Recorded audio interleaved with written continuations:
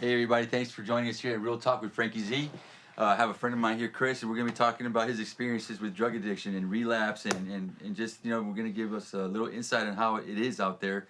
So for all you suffering addicts out there that are still like out there and just having just those daily struggles, we hope this message is right for you, and you just reach out and just make sure that we want to make sure that you know that there's hope out there for you, and it just listen to this message. It's going to be a powerful one.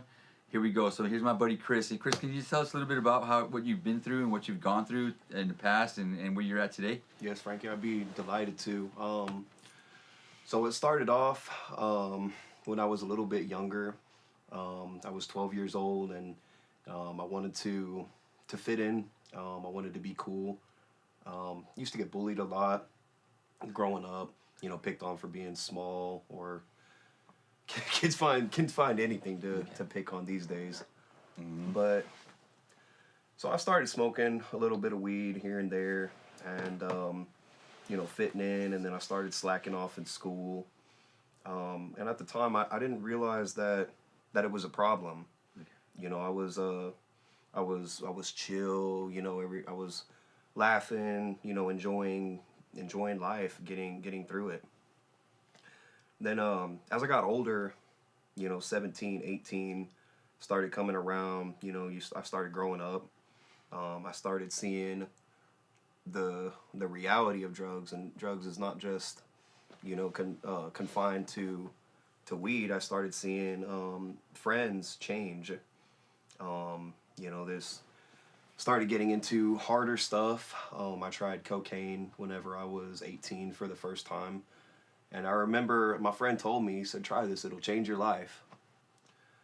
It changed my life, all right. Yeah. So it grew. My addiction grew from from this longing to be accepted into a full-blown trying to cover up the pain that came from not getting the acceptance. Because the more that I used drugs, I isolated more and more, and I didn't realize it at the time until I was wrapped up in the clutches. And by that time, coming 2019, 2021, I started selling drugs to keep them around, because it's really expensive. It's a really, really expensive habit to feed, and especially when that's all you think about. So it utterly consumed my life.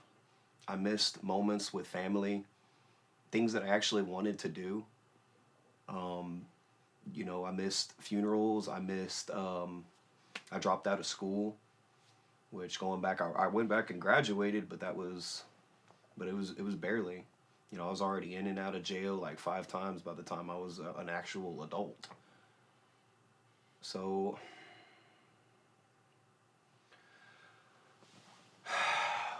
I'm so grateful to be sitting here in this chair right now and to be given this message, and I'm kind of in shock. It's not even it gets to the point to where you just get tired. So after years and years of this pain, I would hurt inside, and then I would use drugs to make myself feel better, which would end up making me feel worse. And it was just this vicious cycle, man. It was like being in hell on earth every day, trapped inside my own body. When did you realize that you had a problem? When was that breaking point in your life where you were like, I can't. My life is becoming unmanageable. What were the circumstances under that idea in your head that went off, and just like you're like, you know what, this is an issue. Like when was that realization? When did that come to you? So, a few years ago, whenever I went to prison, that was the first time that I had been taken out of the world and forced to be clean, whether I wanted to or not. Before that, I didn't think that I had a problem. Now, whenever I got out of prison, and I told myself, okay, this is a good start. We don't have to go backwards. Somehow or another, I found myself on drugs again. Um, there was still a problem that I needed to face, issues that I needed to deal with within myself that I didn't realize until quite recently. Um, so I realized that I had a problem when I looked at myself in the mirror after being awake for a few days. I'd spent all my money, and I thought, what have I done? Like, how did this happen to me again? To me, I don't. It just wasn't computing. And so I told myself, okay, so okay, you slipped up. It's gonna be okay. And I swore, and I meant it at the time, and I meant it every time I said it. I was like, this is it, done. Can't do this anymore. I've got blood gushing out of my nose. My money's gone. I feel horrible. I've destroyed my room. I've done. I mean, I would do things that's just not me. So that's when I realized that I had a problem, was when I told myself I was gonna quit and meant it, and then found myself doing it again and again and again. So for a few years, I struggled like this. Um, like I said, it was like being in hell on earth, because before I went to prison, I was doing drugs, but I was cool with it. It's kind of like you're a functioning Functioning addict. drug addict. Like Yeah. like your life seemed like it was going in the right direction, and you kept just running. I mean, because as far as I go, I know that I never really considered myself having a drug problem, because I was a functioning addict, in parentheses. But I know when I was out there, it was just one failure after another, and I'm pretty sure that was the same issue with you. Exactly. And so, that turning point in your life was when, like, what was like that one thing that you just like, you know what, I gotta stop. Do you remember what that may have been? To be honest, a lot of these epiphanies have come into my mind recently. When I found recovery in December of last year, Yeah. that was when I put my foot down, and I told, I've called everybody. I've called everybody. I have a whole bunch of clean contacts, people that if I ever, I mean, I've called my sponsor probably 20 times yesterday, and that's okay. Yeah, yeah, absolutely. It's okay. I remember meeting you in one of the rooms, and we kind of didn't really talk too much until after the fact. But I know you have a powerful story, and so tell everybody out there, what where does your hope lie? Where does your hope lie? Where are you today in your recovery?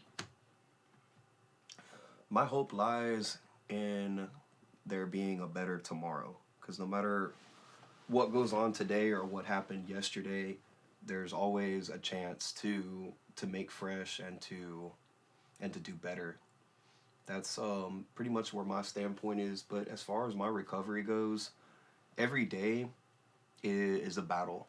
You could have years in recovery, years clean, or you could be fresh. Either way, it is still, by my experience, it's still a very difficult battle, and it's something that you have to wake up and tell yourself every day, today's going to be a great day. No matter what happens, I'm not going to use, because I know that if I do use, it's definitely not going to make my problems better.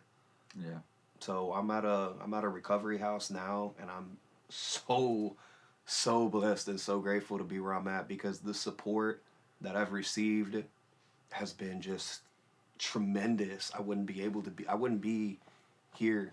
I wouldn't be alive. I wouldn't be talking with this man right here, being able to fulfill my dream, because this has been a long dream of mine, to be able to reach out and to help people, and for God to take my experiences and to use them to help the next person. If I could save just one person, Yeah. from going down the road that I went. That's what it's all about, huh, Chris? It's just about reaching out to these people. So Exactly. So talk to me about, because I know we talked briefly a little while ago about your experience in Synacor, or in your rehab situation. How did that go? Did that help you in any way? That was amazing. When I went to Senecor, it was after a relapse, and I checked myself in voluntarily. They were very, very helpful there, very nice to me. And that's not something that an addict is used to being treated. A lot of people treat addicts like dirt, like worthless individuals, and we're Like not. less than human. Like You know, less than yeah. human, exactly. And these people were very kind to me and understanding. You know, when you pick up drugs when you're a kid, you don't most kids don't know what they're getting into, or how much of a nightmare that it's all fun and games at first until you walk into a place like Cinecor for the first time needing the help. It's like eye opening, huh? Yeah, very Yeah. eye opening. It changes your perspective. I myself never had any, experiences in a rehab setting, but yeah, this is my first time even attempting to stay clean and Same so here. yeah. So how was your childhood growing up? How was your family dynamics growing up? I had a good family. Um, I went to school. I had everything going. My grandparents were primarily the ones that took care of my scholastic needs and stuff like that. My real parents did the best that they could, but they just weren't always present. My dad was working a lot. He was a little rough and gruff, and my mom struggled with a few things herself. Um, but I think what really changed and what really got me turning to drugs and to the whole acceptance thing was whenever I was 12. My papa had passed away, and after that, my family had changed a lot. We stopped hanging out. We used to get together for Christmas, Thanksgiving, Easter. I mean, we were always the family was like this all the time. After my papa died, everybody was fighting. Um, that we didn't get together anymore. I felt like not only my papa died, but I felt like I lost my whole family. Mm. My grandmother was very different after that. Um, I just I felt lost, and like I said, I didn't realize it, and I didn't realize that this was the cause of that void. Because anybody that uses drugs, we're really trying to fill a void, Right, right. whether So, we realize it at the time or not. right. And so I was trying to fill a void of feeling abandoned, feeling alone. Um, like I said, I got bullied a lot, and that was okay. I mean, it wasn't, everybody gets picked on a little bit, but I was cool because I had my family and I had the support. So after that, I started acting out a lot, doing things for attention, getting into fights, setting desks on fire. Wow. Anything I could do to get Get that attention. to get some attention. Yeah. I get it, man. I get it. I was one of those hyperactive ADHD kids too, man. Yep. I could not sit down for the life of me. So yeah. So today you have a job. Mm-hmm. You have a vehicle. Mm-hmm. Man, that's great. So there is hope out there. There is. There is hope. It's just what that first step is to what to recognize and realize that you have a problem, that you're powerless over this addiction. Exactly. And but the good thing about it is that there is hope. There's hope.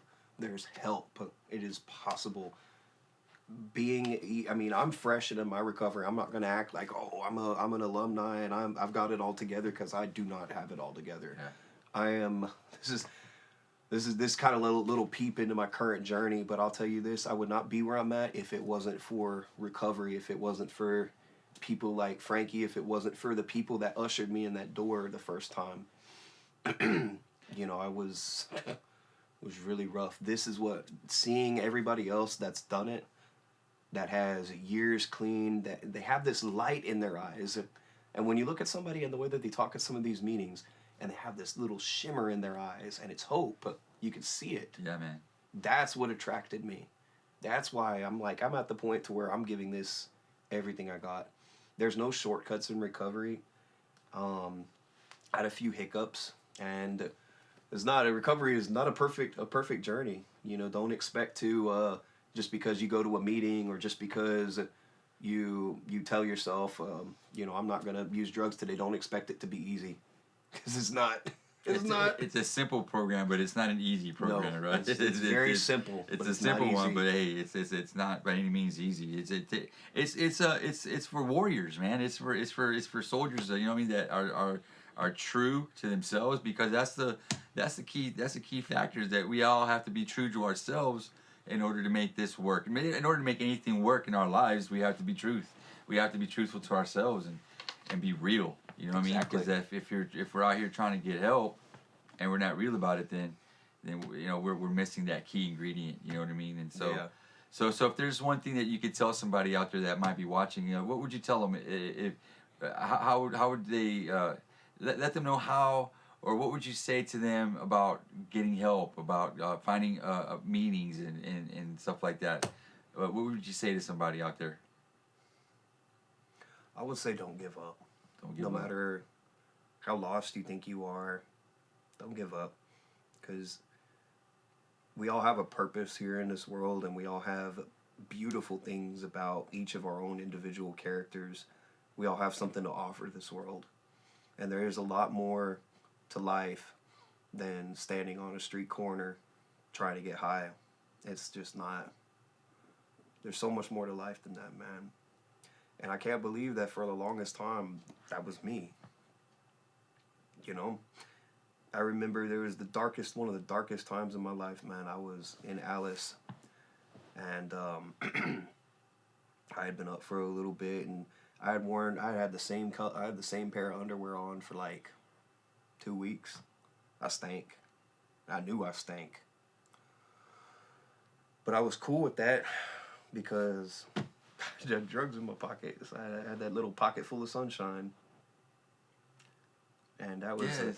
It's like eating and bathing and personal hygiene just takes the back door. takes a back seat. You know, it just doesn't matter as long as you have that fix in your pocket or whatever, man. And it's a sad situation, because I was living that way too, you know. And I know it was just, eating out of dumpsters, and it's just just praying disgusting. there's something good in it. And I'll tell you one thing though, that living clean is a lot easier than living in a life of addiction. That it's a lot easier. Would you agree? I would definitely, most certainly, 100% agree with you, sir. Yes, sir. Because I like it doesn't seem like it, but it is. It's a lot easier, man. I mean, it's a lot easier to live this type of way than to keep worrying about where your next meal's gonna come from, and who's watching you when you're doing your stuff. It's now that we're living a life that is in recovery. We don't have to be looking over our shoulders and just hoping nobody sees us doing what we're doing, and so but going to jail Going on a to come jail. down is not. it sucks. Don't- It sucks. Yeah, that It sucks. sucks, man. It sucks. There's no other, there's no way around it. It just sucks going to jail. It sucks. It sucks being dirty. It sucks. Yeah. It sucks looking in trash cans for something to eat, man. And one of the hardest things for me was that I was doing all that when there's people around me that I knew, that I mean, family, and just having that thought, like, wow, man, my parents just live right down the road, and I'm in this over here. And, man, I have a buddy over here, but nobody wants to deal with you. You know what I mean? You start, we start shutting these doors and burning bridges, and then next thing you know, we just got nowhere to go, and it's just The hope crazy. starts running low. The That's hope whenever starts- it starts taking your hope. Because Yeah. drugs take everything from you, man. First they take your money, then they take your friends, they take your family. Then it starts taking your hope, starts taking your life, starts taking the health from your body. Yeah. I mean, dude, drugs, it doesn't stop. Drugs will take everything from you until there's nothing left to take. And it makes you do things you would normally do. Yeah, exactly. Like, what kind of stuff did you find yourself doing just to feed your addiction? Man, bro, I I'm mean, on live television right now. Yeah, That shit's.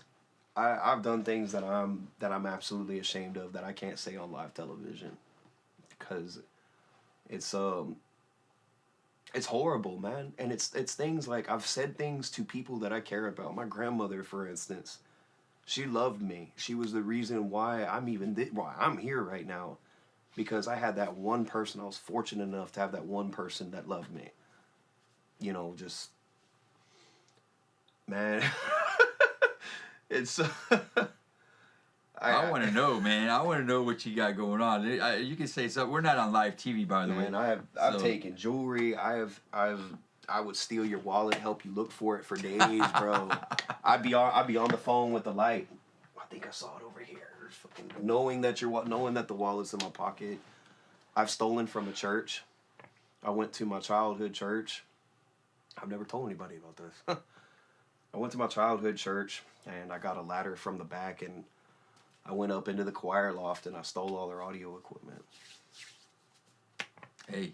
Yeah. It wasn't you though, man. That was your addiction. So that, you know, we all have our, man. It's and you know they say I hear a lot of people say, talking about you know what, I lost my home, or I lost my car, I lost my family. But you know something, Chris, I think I think we just gave it away. Pretty much, yeah. Because that's what you do. I mean, you have the choice to either pay your car payment or go and get a ball or go and get whatever. Yeah. And 9 times out of 10, I'd go and get the drugs instead. It wasn't because I really wanted the drugs more. I mean, my conscience, sober mind right now, anybody would say, pay the car, the fuck are you gonna... Common sense, right? Common sense. Yeah. Why would you do that? Yeah. But to an addict, it makes perfect sense. Perfect. Yeah, and that's just the way it is. I'll worry about the car later. It'll work itself out. I need the drugs now. I need these drugs now. This is not going to work itself out now. I need this now. The car can work. I'll worry about the car later. That's how I would think. And then so I would start all this shit. This tension would start mounting, and then everything would blow up eventually, because I'd sit here and I'd put all this shit on the back burner. Yeah. Yeah. Until it blew up. Yeah. So, yeah. Yeah, food and hygiene stuff. Yeah, all of that shit took a back sheet. Oh, yeah. So, but now you're living in a sober living house? It's how's that working out for you, dude? It's amazing to have the support of like-minded individuals, because everybody in the sober house, we're all going through the same thing. Some of us have more clean time than others, but we're all in there with like-minded individuals, and we all have the same goal: to live a life worth living, to stay clean, and to help each other out through accountability. That's the biggest thing. Having to follow rules and stuff. Yes. Yeah. Because you got to learn how to follow rules, because that's what you call living life on life's terms. Exactly. You know, so. But yeah, well, if there's one thing that you want to say to somebody out there, one thing, what would you say? There's hope, and we are out here. That's 2 things, but there is hope, and we are out here. Don't give up. That's 3 things, and I love you. I don't know you, but whoever's watching this, if you're watching this, just know that you're not alone. You're loved. There's support out here, you know. And I'm not perfect. I am here in the flesh, as an addict, as a person, as just a humble man of God. I'm not perfect. I'm not, I'm not some big shot. I'm just a low, humble addict here to spread a message and hope that my message can reach people. This is huge to me. This is huge to me. So, anyways, if you're out there, just... Man, Chris, there's hope. Thanks for coming on the show, brother. I really appreciate it, man. I hope somebody's out there watching this. You're a powerful guy, dude. It's been an incredible experience. You're gaining some weight. Yeah, I know. I got a little gut. Hey, buddy. Franky Z here, man. I love everybody. And remember, the most important story you'll ever tell is your own. So make it a good one. Peace. Peace out, guys.